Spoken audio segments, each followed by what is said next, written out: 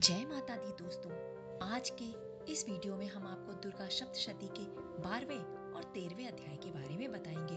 दुर्गा सप्तशती के 11वें अध्याय में देवताओं द्वारा माँ की स्तुति की जाती है और उनसे इस संसार की रक्षा करने और मनुष्यों के सभी कष्टों को हरने की प्रार्थना की जाती है।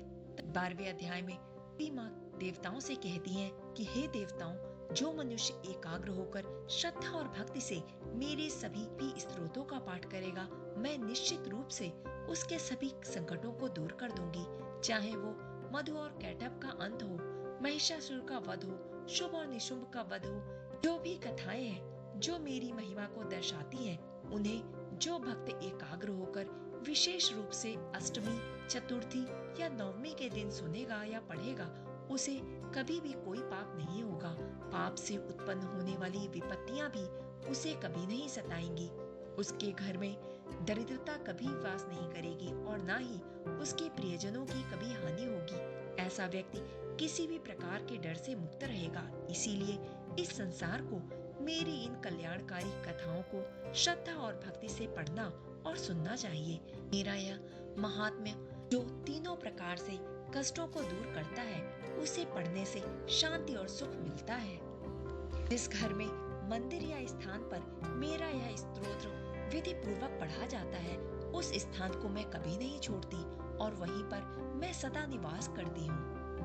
आगे माँ कहते हैं कि बलिदान, पूजा, हवन और महोत्सव में इस पाठ को अवश्य करना चाहिए।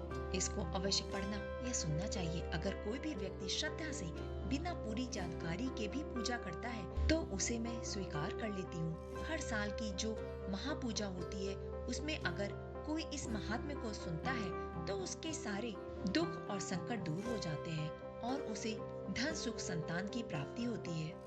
इस कथा को सुनने मात्र से ही व्यक्ति निर्भय और शांत हो जाता है, शत्रु नष्ट हो जाते हैं और व्यक्ति के घर में आनंद और समृद्धि आती है। यह महात्म्य बच्चों को शांति देने वाला और आपसी झगड़े मिटाकर मित्रता करने वाला है। इस चरित्र को सुनने और पूजा करने से देवी जैसी शक्ति प्राप्त होती है और सभी बुराइयों से मुक्ति मिलती है।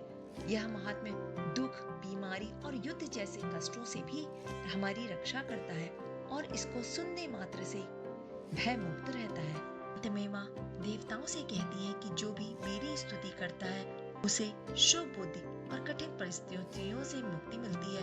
अगर वह कभी कहीं जंगल में खो जाए या जानवरों का उसे डर हो, समुद्र में डूबने का डर हो या युद्ध में फंस जाए, तो अगर वह मेरी स्तुति करेगा तो वह उन सभी परिस्थितियों से बाहर निकल आएगा। सप्तशती के पाठों के महात्म्य के बारे में बताने के बाद माँ दुर्गा ही देखते अंतर ध्यान हो गई और उसके बाद सभी देवता अपने दुश्मनों के मारे जाने के बाद पहले की तरह आनंद पूर्वक रहने लगे।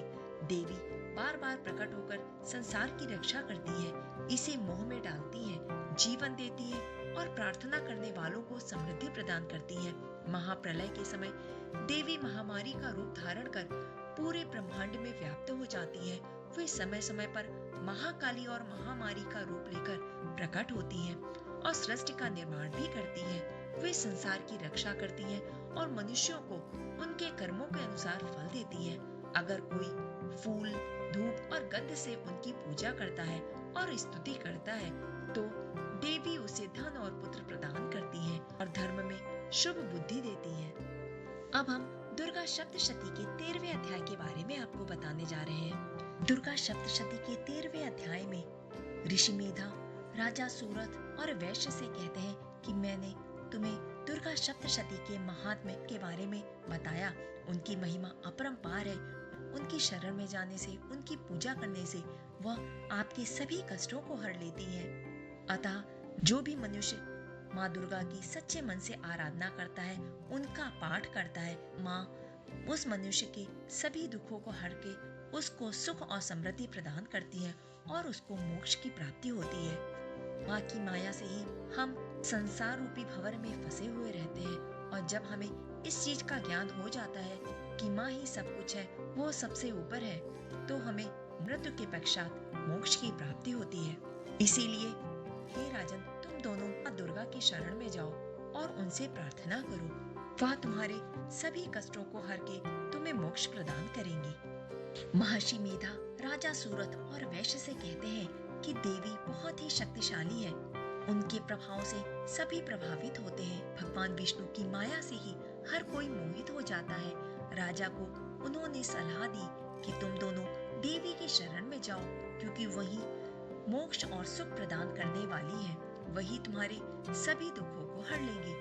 राजा सूरत और वैश्य ने अपना राजपाट खो दिया था, जिससे वह बहुत दुखी हो गए थे। वह दोनों ऋषि मेधा की आज्ञा मानकर जंगल में गए और नदी के किनारे बैठकर दोनों ही देवी माँ की आराधना करने लगे।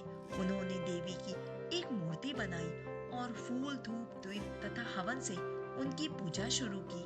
पहले उन्होंने भोजन कम किया, फिर उपवास रखकर पूरी श्रद्धा से देवी की उपासना करने लगे। वे 3 साल तक अपने खून की बूंदें देवी को अर्पित कर तपस्या करते रहे। उनकी इस कठोर तपस्या और भक्ति से प्रसन्न होकर देवी चंडिका प्रकट हुई और उन्होंने उन दोनों को दर्शन दिए। इस प्रकार राजा और वैश्य की सच्ची श्रद्धा और तपस्या के कारण देवी ने उन्हें आशीर्वाद दिया और उन्होंने कहा कि हे राजन, तुमने जो इच्छा की है वह मैं पूरी करूंगी। तुम दोनों पर मैं अति प्रसन्न हूँ। राजन माँ से अपने राजपाट को वापस मांगने और अगले जन्म में अपने शत्रुओं को नष्ट करने का वरदान मांगते हैं। माँ राजा सूरत को यह वरदान देती है कि तुम्हें तुम्हारा राज्य पुनः मिल जाएगा और अपने शत्रुओं का नाश करोगे। तुम्हारा राज्य स्थायी होगा। मृत्यु के बाद तुम सूर्य देवता के रूप में जन्म लोगे और तुम्हारा नाम मनु के रूप में इस धरती पर प्रसिद्ध होगा। फिर देवी ने वैश्य को भी वर दिया और उन्होंने कहा कि हे वैश्य, तुम्हें मोक्ष और ज्ञान की प्राप्ति होगी। मार्कंडेय जी कहते हैं कि इस तरह दोनों को मनचाहा वर मिला और देवी अंतर ध्यान हो गई। बाद में राजा सावर्ण मनु के नाम से प्रसिद्ध हुए। इस प्रकार मार्कंडेय पुराण में माँ सप्तशती के 13 अध्यायों का विस्तृत वर्णन किया गया है। ऐसा कहा जाता है कि जो भी मनुष्य इन 13 अध्यायों का नित्य पाठ करता है या फिर नवरात्रों में इसका पाठ करता है, तो माँ उन सभी मनुष्यों के सभी दुख को हर लेती हैं और उन्हें सुख, समृद्धि, शांति की प्राप्ति होती है। उनके जीवन में किसी प्रकार का कोई कष्ट नहीं रहता और वह सदैव सुखमय जीवन व्यतीत करते हैं। इस प्रकार देवी की यह 13 अध्याय विशेष फलदायी है।